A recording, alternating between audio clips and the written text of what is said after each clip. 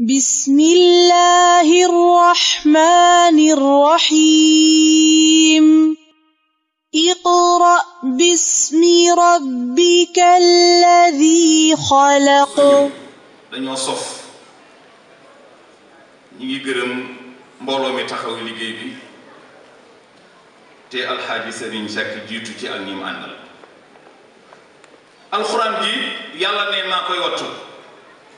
waaye du wàcc di ko ñàkk tubaab yi bi ñu fi ñëwee te xam ne alxuraan rekk mooy obstacle bi tax mënuñoo def liñ bëgg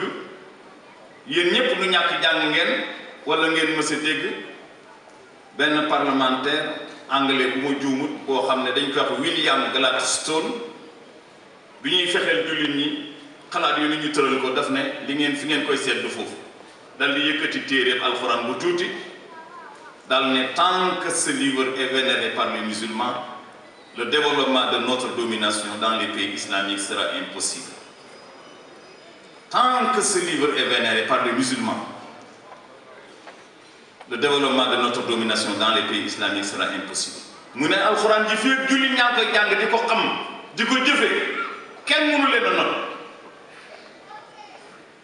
xam ngeen ne magi ndar yi dañ daan jàng alxuraan ba mokkal door a dem dugg école xeex biñ ko xeex tax nañu réduire âge dugg école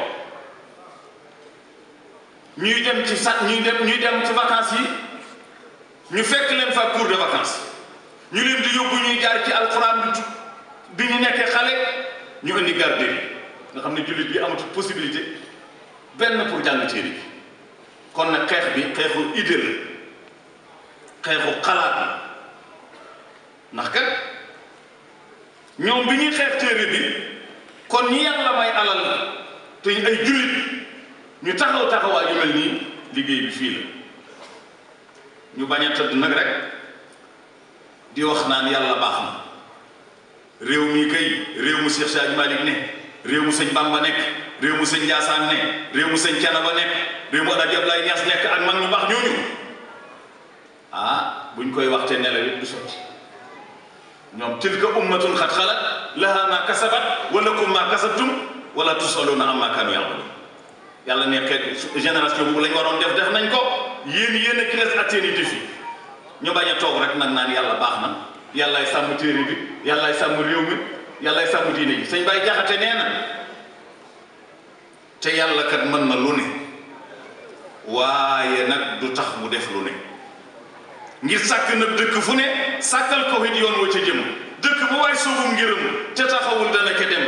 yàlla li ñuy di dogalam te kenn du soppi dogalam mu tëje ko nag aljanna ak topp ci jëm sawara ak mooy ci jëm ñaari barab yi boo ci jëm dala di suubu am ngërëm wassalaamu aleykum wa rahmatullah bismillahi rrahmani rrahim اقرأ باسم ربك الذي خلق